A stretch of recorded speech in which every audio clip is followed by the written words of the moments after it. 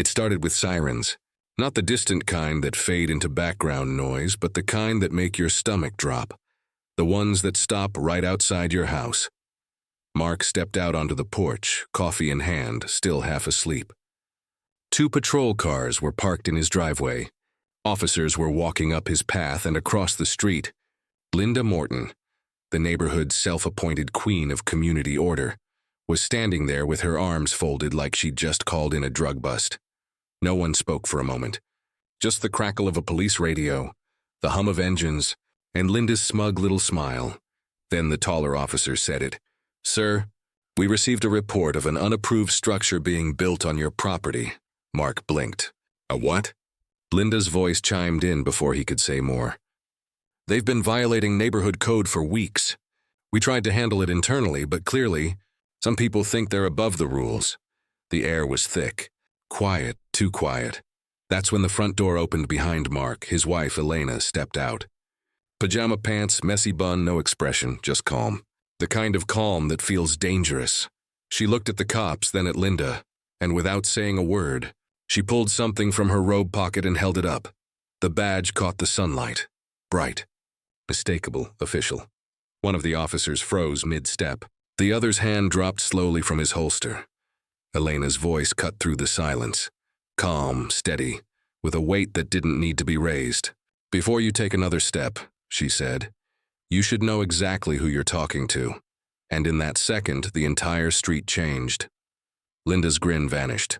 The officers exchanged a look. Mark just stood there, wondering what on earth was happening, and what his wife had just stepped into.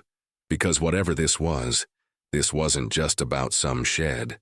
Something much bigger was about to unfold, and you'll see exactly what in just a moment. Cypress Bend looked like the kind of place that should have been peaceful. Tree-lined streets, squeaky clean sidewalks, and neighbors who waved like they were auditioning for a Suburbia commercial. When Mark and Elena first moved there, they thought they'd finally found quiet. After years of apartment noise and city stress, this cul-de-sac felt like a dream. A little too perfect, maybe, but still a dream. Their house sat on the edge of the neighborhood, slightly outside the official HOA boundary. A technicality, the realtor said. It meant fewer restrictions, fewer fees, and total freedom to do whatever they wanted with their yard. To Mark, that sounded like heaven. He could finally build the custom backyard workshop he'd always wanted. To Elena, it was privacy. No nosy committees. No monthly meetings about mailbox colors but perfect neighborhoods. Have a way of hiding rot underneath.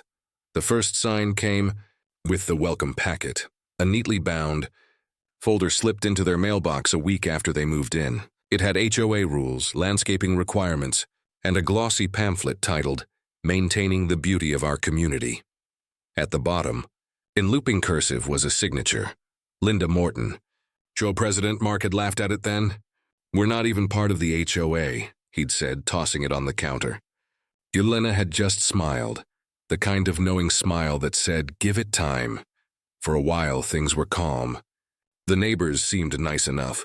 Retired couples who spent mornings trimming hedges. Young families who hosted backyard birthday parties. Normal people. But Linda was different. She didn't walk. She patrolled. Every morning, like clockwork, she strolled the street with a clipboard and a digital camera, snapping pictures of lawns that weren't trimmed to regulation length. And she noticed everything. If your garbage can was visible from the curb, Linda noticed. If your kids left a bike in the driveway overnight, she noticed. If your flowers were too bright for the neighborhood aesthetic, she noticed that too. When she first introduced herself to Mark and Elena, she brought homemade cookies and a smile that didn't quite reach her eyes. "We like to keep things orderly here," she'd said, glancing around their yard like an inspector.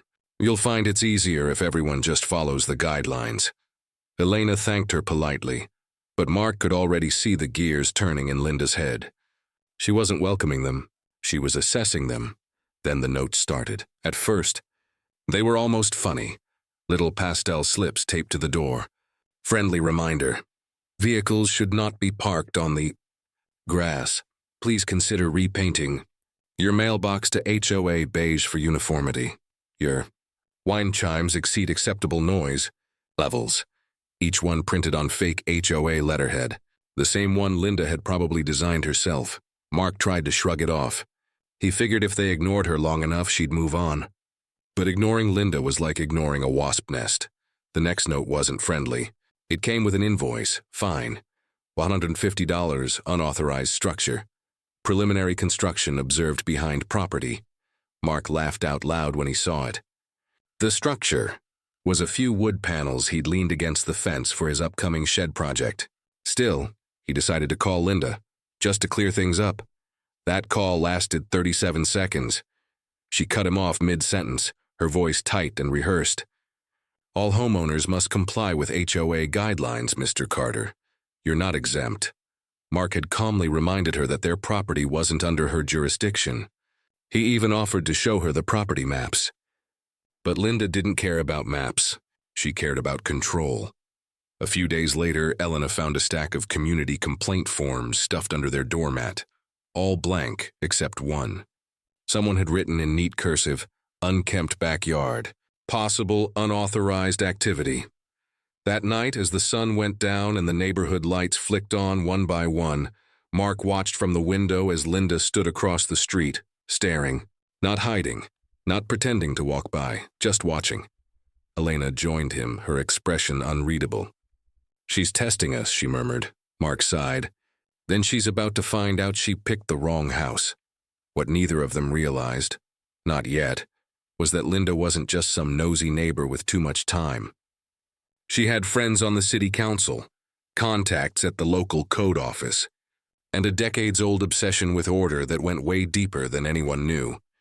And soon, she was going to use all of it, because in perfect neighborhoods, trouble doesn't knock. It sends you a notice first. The following week, everything started to spiral. It began small, like most things do. A warning email, a voicemail left just a little too early in the morning. Then suddenly it was war. Mark woke up to find a bright orange tag taped to his fence. Violation notice. Pending enforcement action. The language was ridiculous, full of legal jargon about non-compliance with subdivision appearance codes. But what made him pause wasn't the tag itself. It was the seal in the corner, the HOA emblem, a custom logo that Linda must have printed at home. He crumpled it, tossed it in the bin, and muttered, "She's losing her mind." But Elena didn't laugh this time. She was standing by the window again, staring out at the street. Linda was there, clipboard in hand, taking pictures. Again. That evening, when Mark came home from work, their trash cans were gone. Just gone. No sign of them anywhere. He assumed maybe the city had mixed up pickup routes, until he saw the HOA van parked near the cul-de-sac. A man was unloading the cans, each one spray-painted neatly with HOA property. Unauthorized use prohibited. That night, Mark wrote an email. Calm, direct, factual. He included their property deed, maps from the county records office.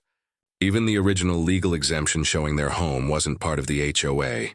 He copied the entire HOA board, hoping someone sane would see reason. No reply. 2 days later, their mailbox was sealed shut with an HOA sticker, pending membership review. Elena was the first to lose her patience. "Enough," she said, grabbing her phone. She called the county clerk, filed an official harassment report, and even spoke to a friend of hers, a federal contact, to ask about possible legal steps. But before anything could move forward, Linda made her next play Saturday morning. Mark was setting up his smoker for the weekend BBQ when a white SUV pulled up. Out stepped 2 men in polos carrying clipboards and wearing fake badges. Neighborhood Code Enforcement, one of them introduced himself. Mark immediately noticed the laminated badges had misspelled words. He kept his voice steady. "You boys work for the city?" They exchanged a look. "We're subcontracted through the HOA," one said quickly. "We received a complaint about illegal construction." Elena appeared in the doorway, arms folded. "You mean the shed we're building? The one with full permits? The one that's not even on HOA property?" The men hesitated. Then one of them mumbled, "We'll verify," before getting back into the SUV and driving off. Mark stood there, jaw tight. "She sent them." Elena nodded slowly. "She's testing how far she can push us before we push back." That afternoon, things escalated again. Flyers appeared in every mailbox on the street. Community alert, non-compliant property endangering neighborhood standards. Mark and Elena's address was printed right there at the bottom. By sunset, half the neighbors were whispering. A few avoided eye contact. One even crossed the street rather than walk past their house. But not everyone was fooled. Tom, a quiet neighbor from across the way, stopped by that evening. "Don't let her get to you," he said. "She's been running this place like her own little kingdom for years. But you're the first ones to ever stand up to her. She doesn't know how to handle that." Mark thanked him, though inside the frustration was turning into something colder. Resolve. Because now it wasn't just about peace and quiet. It was about principle, and as night fell, the soft hum of the neighborhood lights seemed to carry something electric. Tension. Anticipation. Maybe even fear. Somewhere out there, Linda was sitting in her living room, probably drafting another violation. But Mark had already started his own plan. He wasn't just going to fight back, he was going to expose her. And when he did, everyone in Cypress Bend would finally see who Linda Morton really was, and what she'd been hiding all along. The next morning, the air in Cypress Bend felt different. Too still, too quiet. Even the birds seemed to hold back their songs, as if the whole neighborhood was waiting for something to happen. Mark sat at his kitchen counter, laptop open, a mug of coffee gone cold beside him. On the screen was a folder labeled HOA Investigation. Inside, weeks of screenshots, photos, documents, and audio clips. He had everything. Fake invoices, doctored HOA letters, even emails that Linda had accidentally sent to the wrong recipient. A smoking gun that proved she'd been using HOA funds for maintenance that didn't exist. He clicked on one audio file. Linda's voice crackled through the speakers. "No one's going to challenge me. They can complain all they want. They'll either fall in line or they'll leave." Elena leaned against the counter, arms crossed, her expression a mix of anger and awe. "She really said that?" Mark nodded. "And I've got timestamps, metadata, and 3 separate confirmations from residents who've been overcharged for years." For the first time in weeks, Elena smiled. "So what's next?" He turned the laptop toward her. "We show them." Later that afternoon, Mark called for an emergency HOA meeting, publicly through the community's official message board. He made sure it was all transparent, all traceable. Within hours, the post blew up. Dozens of residents confirmed they'd attend. Some even hinted they had their own complaints about Linda's management style. By 6 p.m., the neighborhood park pavilion was packed. Lawn chairs, coolers, even a few kids running around, unaware of the storm about to hit. Linda stood near the front, clipboard in hand as always, trying to keep her composure. But her eyes darted, she could feel it. The control she'd enjoyed for years was slipping. Mark walked up to the small speaker stand and plugged in his laptop. He didn't say much, just hit play. Linda's voice filled the air. "If they don't pay the new maintenance fee, we'll lose their requests. It's the only way to keep order," the crowd murmured. Someone gasped. Another whispered, "Did she just admit to that?" Mark played the next clip, then another. Then the screenshots, projected onto the white wall behind him. Fake contracts, duplicate charges, HOA funds approved for neighborhood beautification, but the money trail ending in Linda's personal account. She tried to interrupt. "That's taken out of context." Mark turned calmly. "Then maybe you can explain the part where you used HOA funds to pay your personal landscaper. Or the part where you forged 3 homeowners' signatures to approve your own raises." The murmurs turned into voices. Angry, loud, demanding answers. Linda's confident smile began to crack. Her face flushed red as she sputtered. "You have no idea what it takes to manage this place. You all sit there and judge. But without me, this neighborhood would fall apart." A man from the crowd shouted back, "Looks like it's already falling apart because of you." And then chaos. Phones recording, neighbors shouting. One of the HOA board members stepped up and quietly said, "Linda, you need to step down." Effective immediately. Linda froze, gripping her clipboard like a lifeline. But no one was listening anymore. Mark just watched as the woman who'd turned their peaceful life into a nightmare finally faced her own reckoning. The same neighbors who once whispered about him and Elena were now whispering about her. And for once, he didn't feel angry. Just done. As people started to leave, Linda stood alone, staring at the ground. Mark packed up his laptop, feeling the adrenaline fade. Elena walked over and slipped her hand into his. "Think that's the end of it?" she asked quietly. He exhaled, eyes still on Linda. Not even close. Because what they didn't know yet, what even Linda herself didn't realize, was that her corruption went far deeper than anyone suspected. The fake fees, the stolen funds, the secret accounts, they weren't just her idea. There was someone else behind it. And by the time they discovered who it would already be too late. The next evening, the neighborhood was unrecognizably silent. No gossip, no lawnmowers, no chatter from porches. Just tension, thick, buzzing, waiting to explode. Mark had spent the entire day sending his files to the county office. The HOA's records, the false payments, every email Linda tried to bury. All of it now sat in the hands of investigators. And by dusk, 2 unmarked sedans had quietly rolled into Cypress Bend. Elena stood by the window, watching. "They're really here," she whispered. Mark didn't reply. He just nodded, exhaustion etched into his face. "It's over." But as the officers stepped out and walked toward Linda's house, the street began to stir. Doors creaked open, curtains shifted. Neighbors peeked out, whispering her name. For years, she'd watched over them, controlling, dictating, punishing. Now, every one of them was watching her. Linda opened her door before the knock. Her hair was messy, clipboard gone. She looked smaller, fragile even, but her voice still carried that same brittle authority. "You can't just come here," the officer cut her off. "Ma'am, we have a warrant. Please step aside." A murmur rippled through the crowd forming on the sidewalk. Mark stayed behind, near his driveway, eyes steady on her. He wasn't smiling. He didn't feel victorious, only hollow, like the air after a storm. The officers stepped inside, emerging minutes later with boxes of documents, a computer tower, and a phone sealed in a plastic bag. And finally, Linda herself, silent now, hands trembling as she was escorted toward the car. Someone from the crowd shouted, "So that's where our HOA fees went." Another laughed bitterly. A third clapped, slow and mocking. Linda's eyes darted around until they landed on Mark. For a moment, everything froze. The noise, the whispers, even the wind.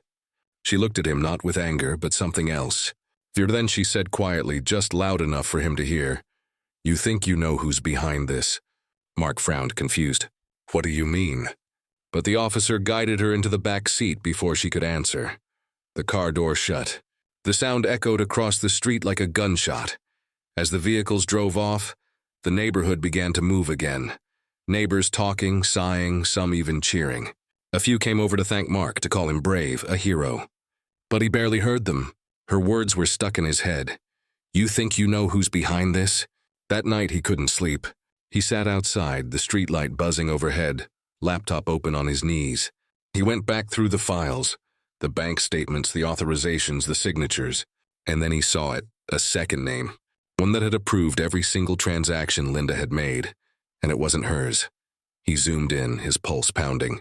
The signature was clean, official, belonging to a county auditor who had supposedly overseen the HOA's finances for years. Someone far higher up the chain, someone who had used Linda as a shield. Mark leaned back, realizing what it meant. Linda hadn't been the mastermind. She'd been a pawn, and somewhere out there, the real player, the one who'd profited from all of this, was still free. He closed the laptop slowly. The faint hum of a distant siren echoed through the night, fading into silence. For the first time, Mark understood. The reckoning wasn't over. It was only just beginning.